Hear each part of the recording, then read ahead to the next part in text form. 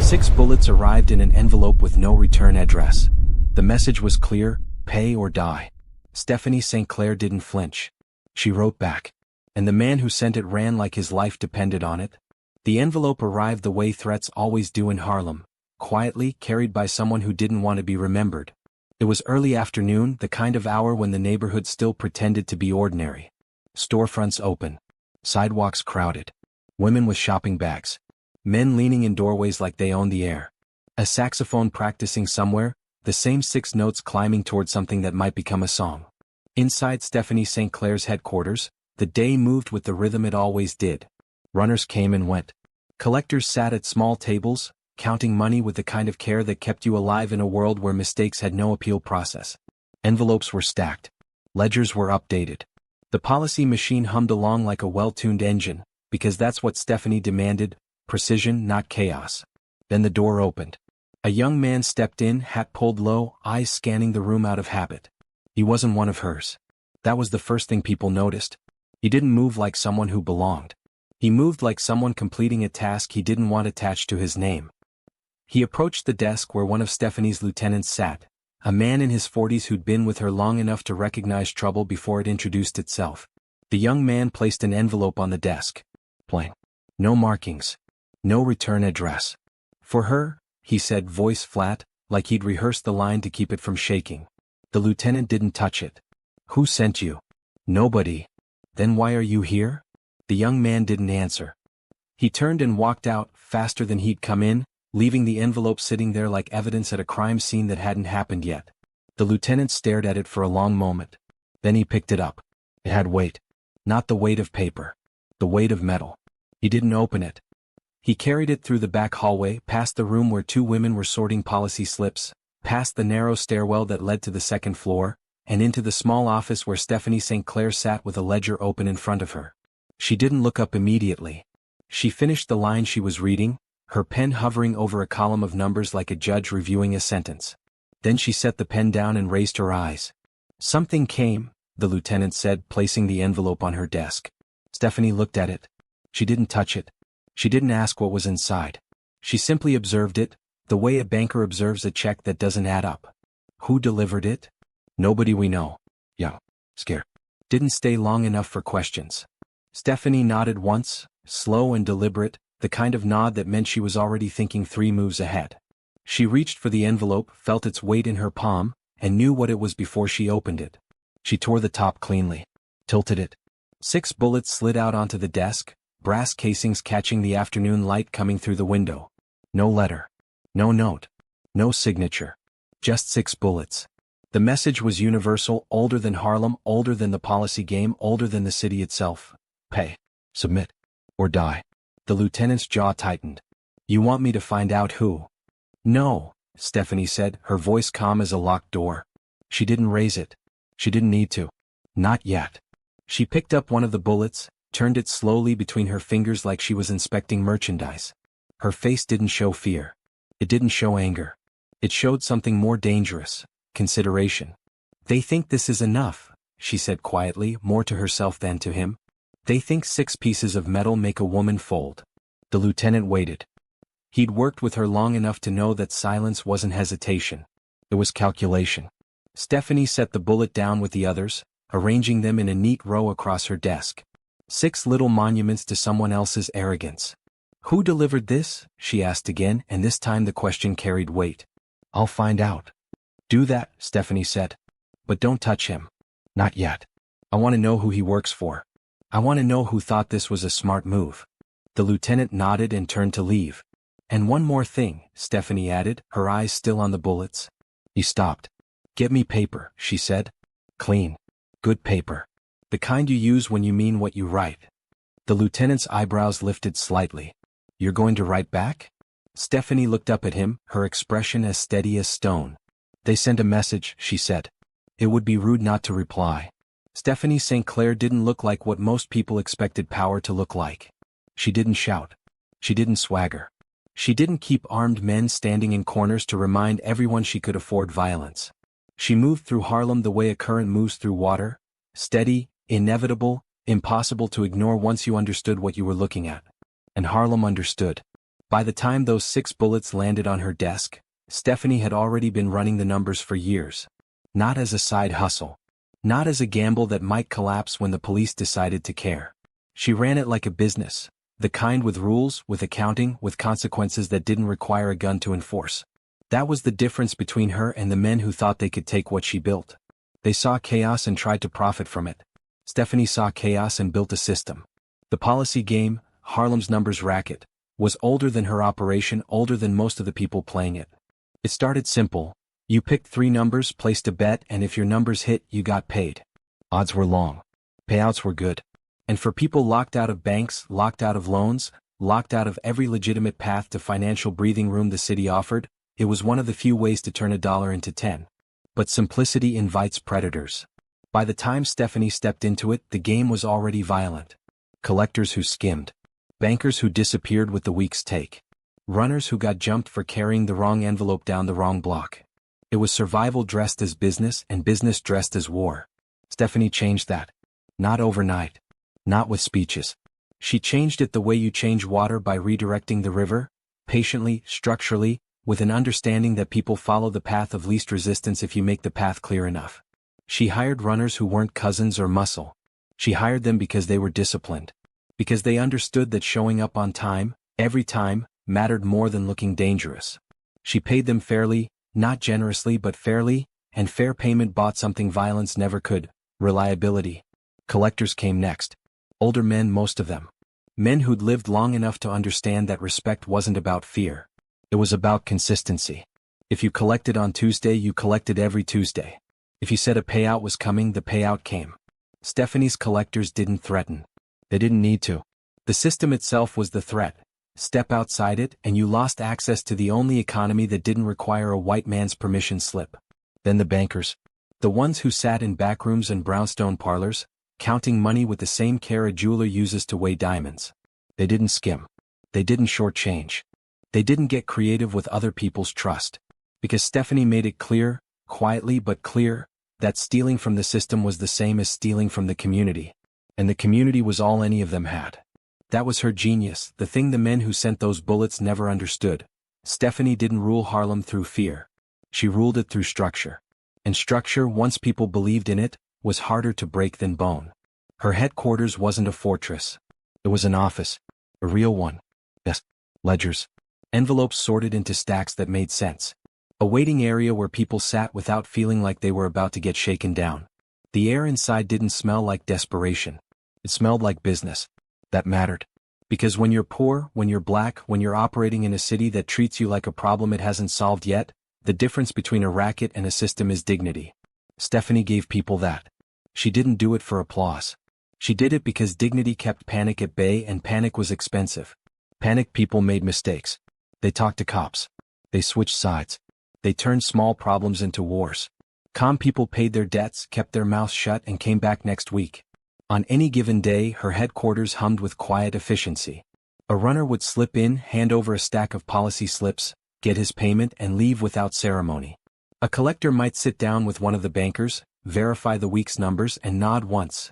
No words needed, just the recognition that the machine was still turning. Stephanie herself rarely sat at the center of it. She didn't need to. She positioned herself where she could see everything: who came in, who left, who hesitated, who looked over their shoulder. She listened more than she spoke, and when she did speak, people leaned in, not because her voice was loud, but because ignoring her felt like stepping in front of a train. Some nights, disputes arrived with the money. A short count. A late payment. A payout that didn't match what someone remembered being promised in a backroom conversation 3 weeks ago. These moments could turn violent in other operations. Men shouting. Fists. A pistol laid on a table to remind everyone what the cost of lying was. Stephanie didn't need the pistol. She used something sharper: shame. Controlled shame. The kind that made a man feel the weight of the entire room without anyone staring. The kind that reminded him that Harlem was a neighborhood, not an empire, and neighborhoods had memory. Say it again, she might tell someone whose story didn't hold up. Not angry. Just patient. And the man would hear his own lie collapse in the silence. That was her power. Not the threat of violence, but the threat of exile. Step outside her system and you weren't just broke. You were alone. And in Harlem, alone was the most dangerous thing you could be. So when 6 bullets landed on her desk, the neighborhood didn't panic. It watched. Because everyone knew Stephanie St. Clair didn't respond to threats the way other people did.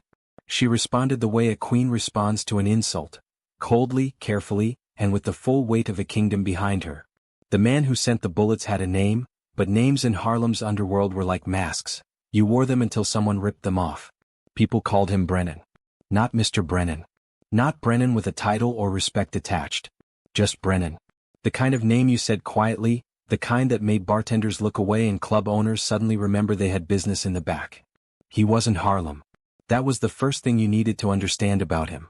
He came from downtown, from the kind of world where white men in clean suits decided which neighborhoods got to breathe and which ones got squeezed until they folded. He worked for interests that didn't have faces, backers, syndicates, the kind of money that moved through the city like smoke, invisible until it choked you. Brennan's job was simple: make people comply. He was good at it. Not because he was smart. Not because he understood Harlem's rhythms or respected its rules. He was good at it because he understood fear, and fear was a language that worked everywhere. You didn't need to speak the neighborhood's dialect. You just needed to make it clear that resistance cost more than submission. He'd done it before. A policy banker in Brooklyn who thought he could run independent. A speakeasy owner in the Bronx who refused to pay protection. A union organizer in Queens who made the wrong speech to the wrong crowd. Brennan didn't kill them all. Killing drew attention, and attention was expensive. He just made their lives impossible. A visit from the police at the wrong hour. A supplier who suddenly couldn't deliver. A landlord who suddenly remembered a lease violation. Pressure applied from 6 directions at once until the target realized that fighting back cost more than surrendering. Most people folded within a week. Stephanie St. Clair had been on his list for 2 months. At first, his employers didn't think she was worth the trouble. A woman running numbers in Harlem? Let her. There were bigger fish, bigger territories, bigger paydays. But then the reports started coming back, and the reports didn't match the dismissal. Stephanie's operation wasn't small. It wasn't fragile. It wasn't the kind of thing you could starve out by pressuring one supplier or flipping one cop. It was embedded in the neighborhood like roots in soil, deep, widespread, harder to kill than it looked from the outside. And that made her dangerous. Not because she was violent.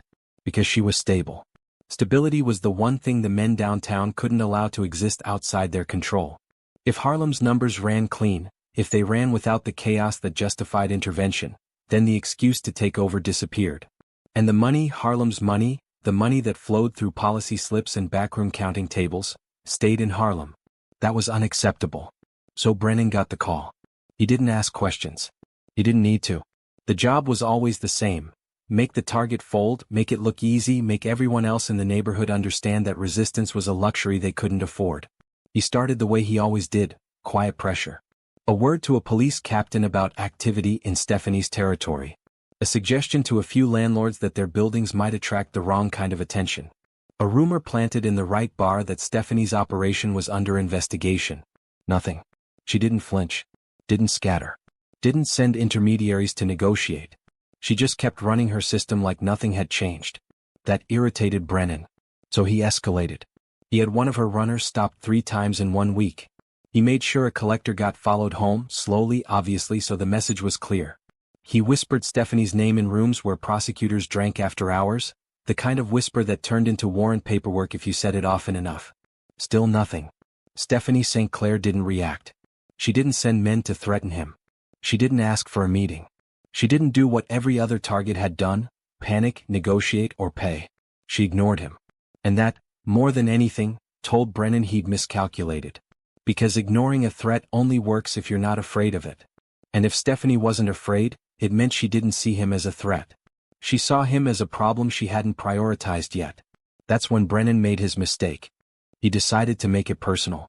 He bought 6 bullets. Not from a gun shop. From a man who sold them to people who wanted to send a message without firing a shot. He placed them in a plain envelope, sealed it, and handed it to a kid he paid $5 to deliver. The kid didn't ask what was inside. He just took the envelope and the address and walked it to Stephanie's headquarters like he was delivering groceries. Brennan sat in a bar 2 miles away, nursing a whiskey, waiting for the word to come back. Waiting for Stephanie St. Clair to realize she'd been beaten. He didn't know it yet, but the envelope wasn't a threat. It was the beginning of his exit from Harlem.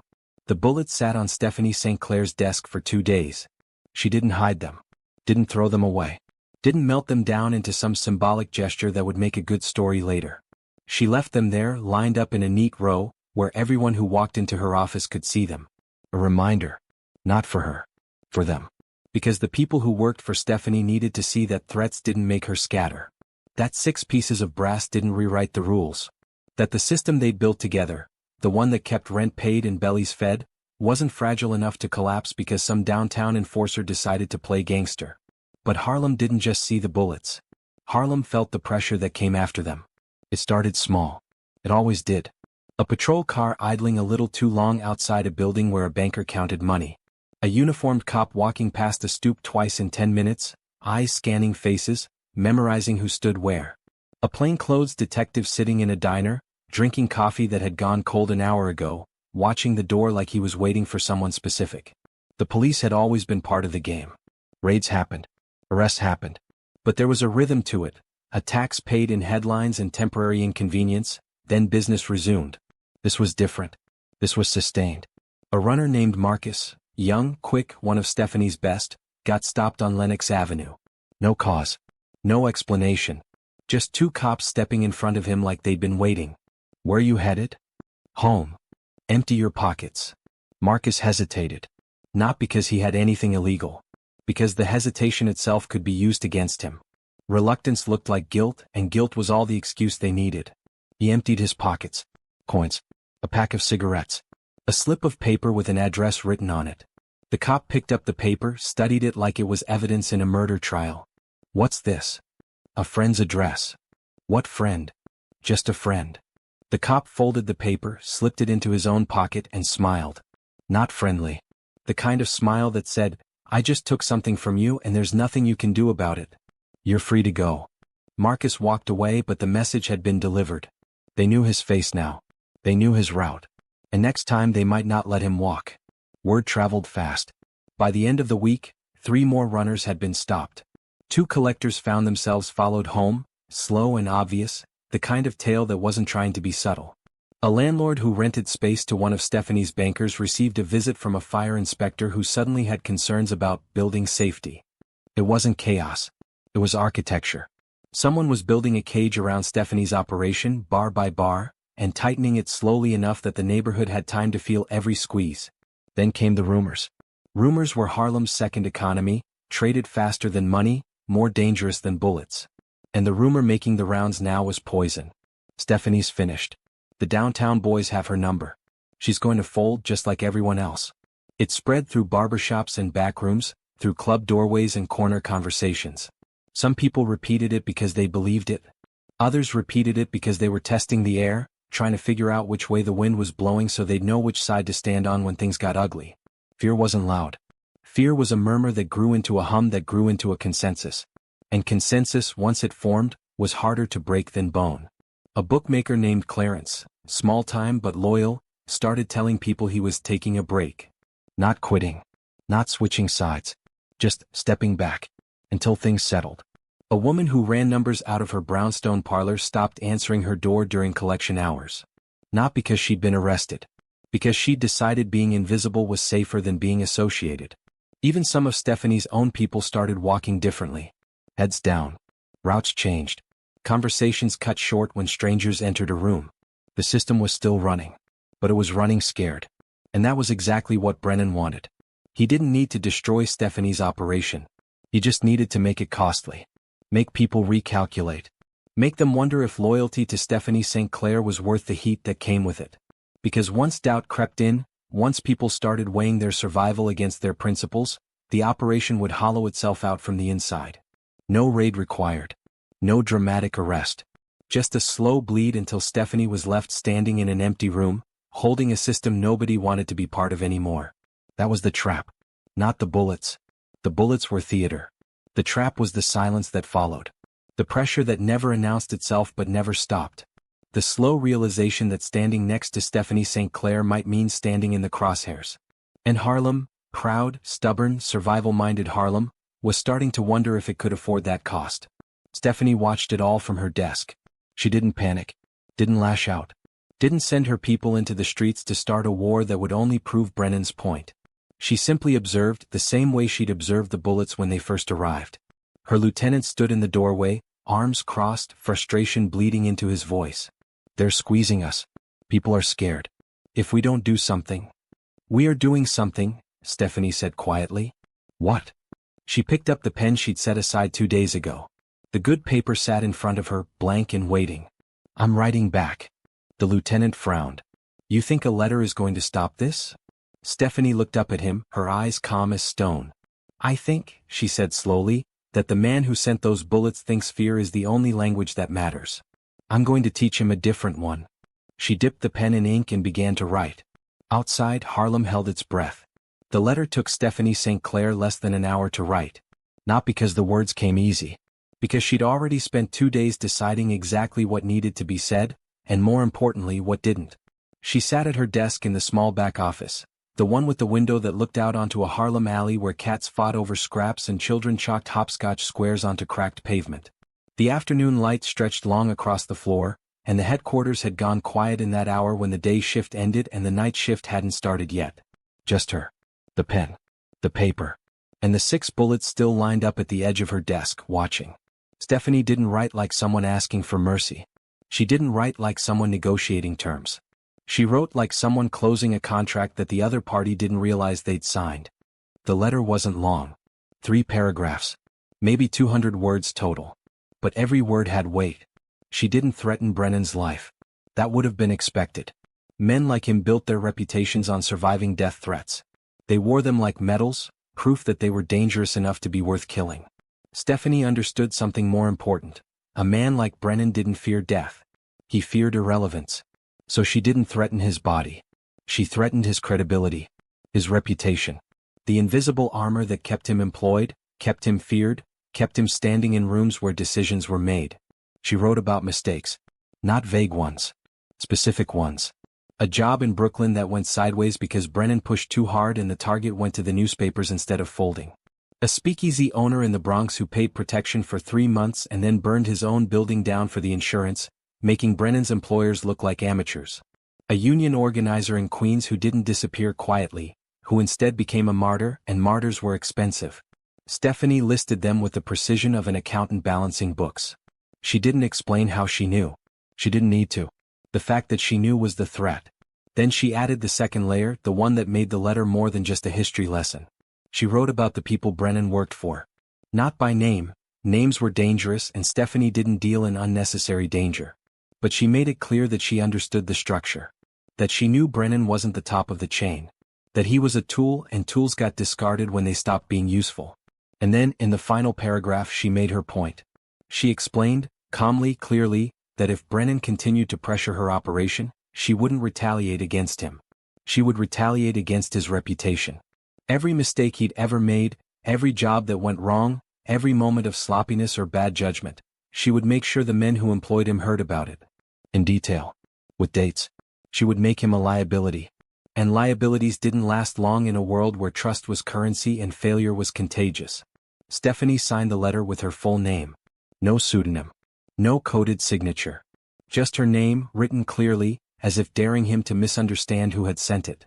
She folded the letter once, slipped it into a plain envelope and sealed it with wax. Not because wax added security, anyone who wanted to read it could. But because wax added weight. It made the letter feel like an official document, something that couldn't be dismissed as a desperate woman scribbling threats in the dark. Then she called for her lieutenant. He stepped into the office, saw the sealed envelope in her hand, and understood immediately. You want me to deliver it? No, Stephanie said.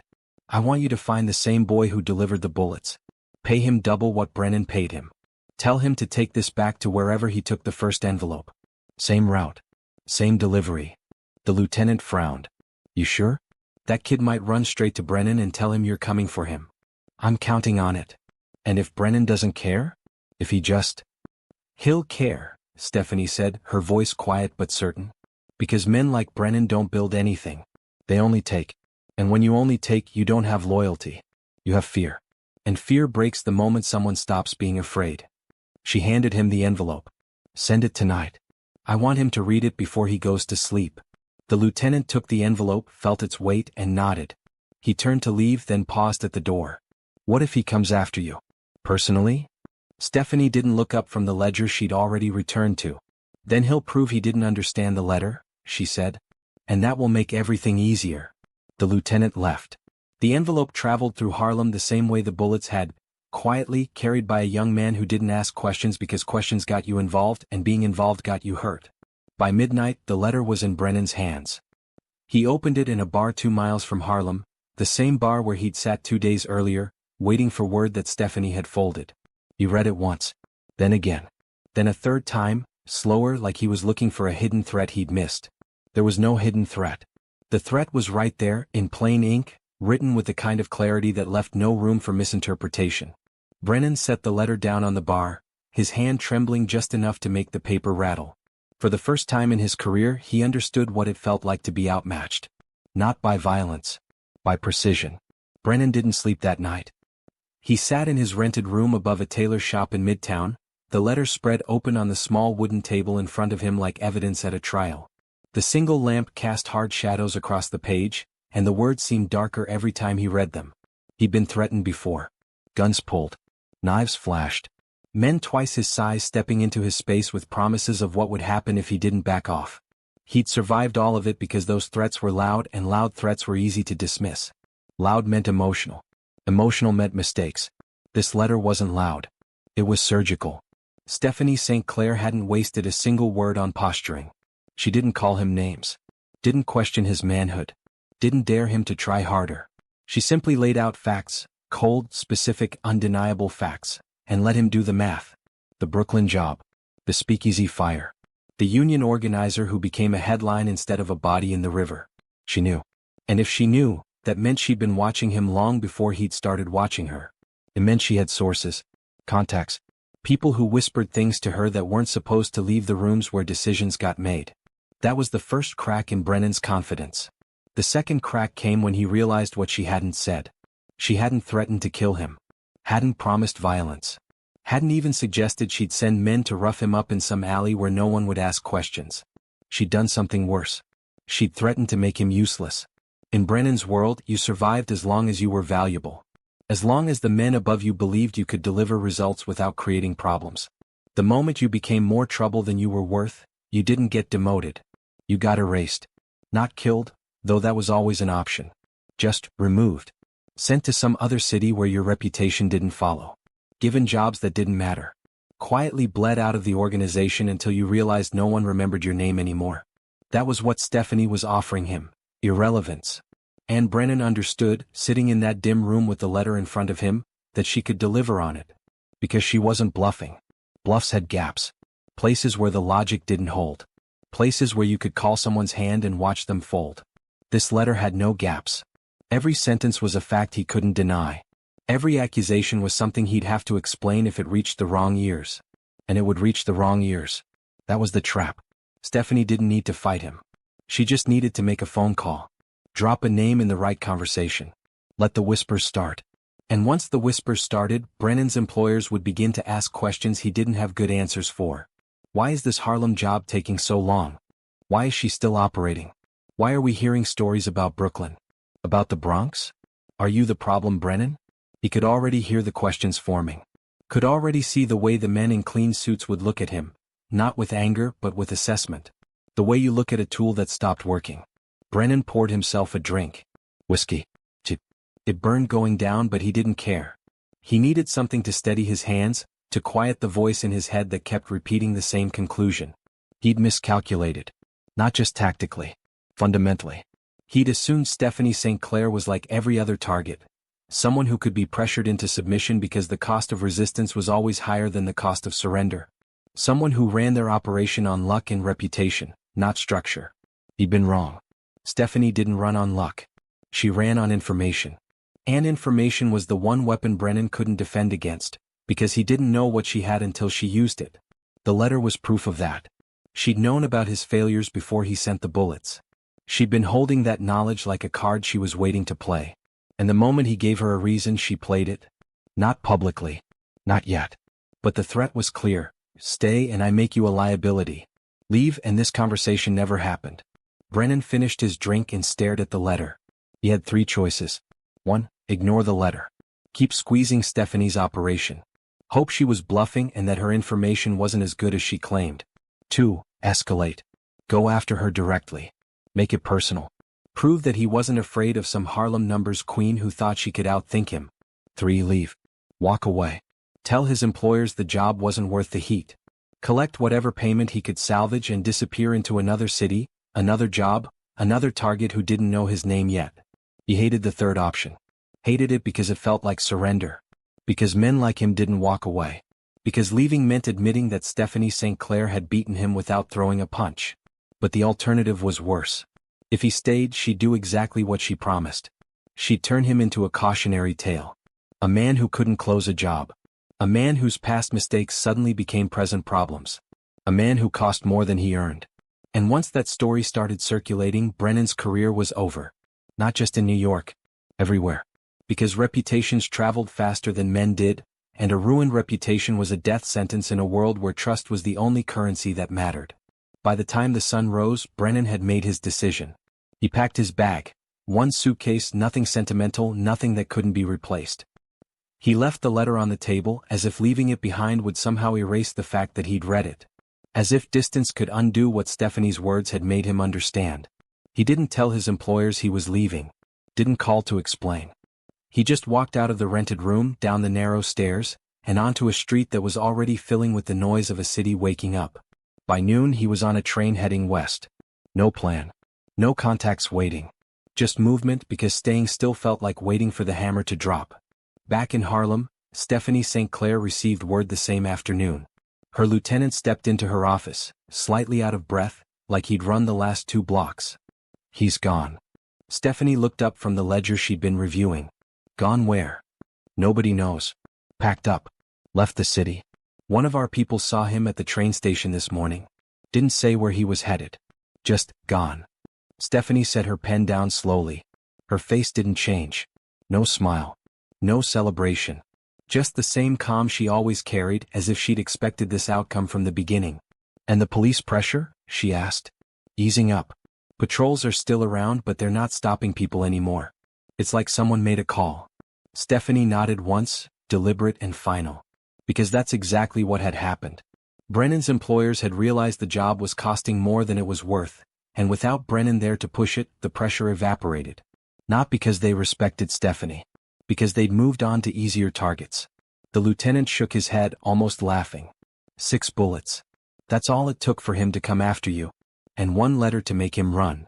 It wasn't the letter, Stephanie said quietly. Then what was it? She picked up one of the bullets still sitting on her desk, turned it slowly between her fingers. He thought power was about making people afraid, she said. I reminded him that power is about making people think. She set the bullet down. Fear makes you act. Thinking makes you hesitate. And hesitation, she paused, her eyes steady, is what breaks men like him. The lieutenant nodded slowly, beginning to understand. Stephanie returned to her ledger, as if the conversation was already over. As if Brennan had never mattered at all. Outside, Harlem exhaled. The neighborhood didn't announce that it had changed its mind. It just started walking differently. By the end of the week, the runners who'd been moving like ghosts, heads down, routes altered, eyes scanning every corner for trouble, returned to their old rhythms. Not loud. Not defiant. Just steady. The way water returns to a riverbed after a drought. Marcus, the young runner who'd been stopped on Lenox Avenue, found himself back on his usual route. Same corners. Same timing. Same buildings where he'd drop policy slips into waiting hands. The first day back, he hesitated at the spot where the cops had emptied his pockets. His feet slowed, muscle memory preparing for confrontation. But the patrol car that had been idling there for 2 weeks was gone. Marcus kept walking. By the second day his shoulders were back. By the third he was nodding to people again, the kind of casual greeting that said, "We're still here. The system's still turning." The collectors returned next. Men who'd been sending others to knock on doors went back to knocking themselves. Not because someone ordered them to. Because the air had changed.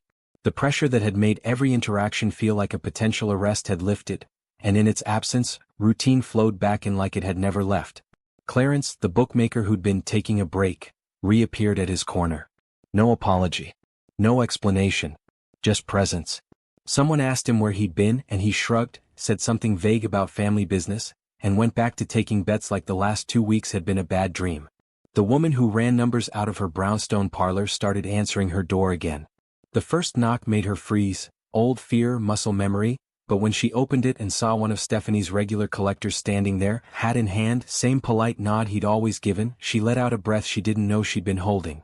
"Thought you'd forgotten about me," she said, half joking, half testing the air. The collector shook his head. "We don't forget." She handed him the envelope. He counted it, nodded once and left. The transaction took 30 seconds. But those 30 seconds meant something more than money. They meant stability had returned. And stability in Harlem was worth more than gold. Word of Brennan's disappearance spread the way all important information spread, quietly through trusted channels, person to person, until the entire neighborhood understood without anyone needing to make an announcement. He'd come after Stephanie St. Clair. Sent bullets. Applied pressure. Tried to squeeze her operation until it collapsed under its own fear. And then he'd left. Not because he'd been shot. Not because he'd been beaten in some alley. Not because a crew of enforcers had run him out at gunpoint. He'd left because Stephanie had written him a letter. That was the part people couldn't stop talking about. Not the violence that didn't happen. The precision that made violence unnecessary. In a barbershop on 135th Street, two men debated it while getting their hair cut. "She didn't even touch him," one said, shaking his head in disbelief. "Didn't need to," the barber replied, clippers buzzing. "You don't need to hit a man if you can make him hit himself." In a back room where policy slips were still being sorted, an older woman who'd worked with Stephanie for years said it differently. She didn't beat him with muscle. She beat him with memory. Reminded him what he'd cost other people. Made him see himself the way his bosses would see him. And once a man sees that, she trailed off, then shrugged. He's already gone. The respect that returned wasn't loud. It wasn't performative. It was structural. People who'd been recalculating their loyalties stopped recalculating. People who'd been hedging their bets stopped hedging. The neighborhood didn't throw a parade for Stephanie. It didn't need to. It simply returned to her system because her system had proven, again, that it could absorb pressure without breaking. That was the loyalty Stephanie had always built. Not worship, but recognition. The recognition that standing with her wasn't about blind faith. It was about survival. And survival required someone who could see 3 moves ahead, someone who didn't panic when threats arrived, someone who understood that power wasn't about how hard you could hit. It was about making the other person realize hitting you was a mistake they couldn't afford. Even the police seemed to understand it. The patrols didn't vanish entirely, they never did. But the sustained pressure, the deliberate stops, the targeted harassment, it eased. Not because the law suddenly respected Stephanie. Because whoever had been pushing the police to push her had stopped pushing. Brennan's employers had moved on. And without him there to justify the expense, Harlem became just another neighborhood again. Another place the city could ignore until it needed a headline. Stephanie herself didn't celebrate. Didn't make speeches. Didn't gather her people to remind them of what had just happened. She simply continued. Sat at her desk. Reviewed ledgers. Paid runners. Settled disputes. Kept the system turning with the same calm precision she'd always used, as if the last 2 weeks had been nothing more than weather. A storm that passed because storms always pass if you're built to withstand them. One afternoon, her lieutenant stood in the doorway watching her work. "People are calling it a miracle," he said. Stephanie didn't look up. It wasn't a miracle. Then what was it? She paused, pen hovering over a column of numbers, then set it down carefully. "A lesson," she said quietly. "In what happens when someone mistakes silence for weakness." The lieutenant nodded, then smiled. "Harlem won't forget this." Stephanie finally looked at him, her expression calm, unreadable. "Harlem doesn't need to remember me," she said. "It just needs to remember what it's capable of when it stops being afraid." She returned to her ledger. Outside, the neighborhood kept moving, kept breathing, kept surviving. And somewhere, on a train heading west, Brennan stared out the window at a country he didn't recognize anymore, wondering how a woman with no gun and no crew had made him run faster than any threat ever had. He'd never find the answer. Because the answer wasn't in what Stephanie had done. It was in what she hadn't needed to do. Years later, when people told the story, they always started with the bullets. 6 of them. Brass. Clean. Lined up on a desk like punctuation marks in a sentence someone else had tried to write. But the story didn't end with bullets. It ended with a letter. And a man who ran. That's what made it legend. Not the violence that happened. The violence that didn't need to. In the barbershops and backrooms of Harlem, the story got passed down like scripture. Older men told it to younger ones not as entertainment, but as instruction. A lesson in what power looked like when it didn't need to shout. She didn't shoot him, they'd say, leaning back in their chairs, voices low and steady. Didn't send boys after him. Didn't even raise her voice. She just reminded him who he was. And that was enough. The younger men would listen, trying to understand how words could be sharper than bullets. Trying to imagine the kind of calm it took to receive a death threat and respond with a paragraph. Some of them got it. Some of them didn't. But all of them remembered the name, Stephanie St. Clair. The story traveled beyond Harlem too. Whispered in Brooklyn policy rooms. Repeated in Bronx speakeasies. Mentioned carefully in conversations where men discussed who could be pressured and who couldn't. Stephanie St. Clair became the answer to a question no one wanted to ask twice. What happens when you test someone who doesn't need you to be afraid? The answer was always the same. You lose. Not always your life. Sometimes just your credibility. Your reputation. You're standing in rooms where decisions got made. And in a world built on trust and fear, losing your reputation was worse than losing your life. Because a dead man became a story. A disgraced man became a warning. Brennan never came back to New York. Some said he ended up in Chicago working small jobs for smaller men, his name carrying no weight. Others said he disappeared entirely, swallowed by some nameless Midwestern city where nobody cared who he used to be. No one knew for sure. No one cared enough to find out. He'd become what Stephanie had promised to make him, irrelevant. And Harlem moved on. Stephanie continued running her operation with the same discipline, the same precision, the same refusal to let chaos masquerade as power. She never spoke publicly about the letter. Never confirmed the details. Never turned it into theater. She let the silence do the work. Because silence, when you controlled it, was the loudest statement you could make. The 6 bullets stayed on her desk for a while longer. Not as trophies. As reminders. Then, one quiet afternoon, she swept them into a drawer and closed it. The threat was over. The lesson had been taught. And Stephanie St. Clair, calm, controlled, unshaken, returned to the only thing that mattered. Keeping her people standing, keeping her system turning, keeping Harlem alive in a city that wanted it dead. Decades later, when historians tried to write about her, they focused on the raids, the arrests, the courtroom battles. They wrote about her enemies as if violence was the only language worth recording. But the people who'd lived through it, the ones who'd watched her turn threats into exits without firing a shot, they remembered something different. They remembered the envelope. They remembered the letter.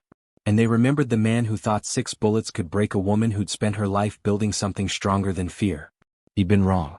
And Harlem never let anyone forget it.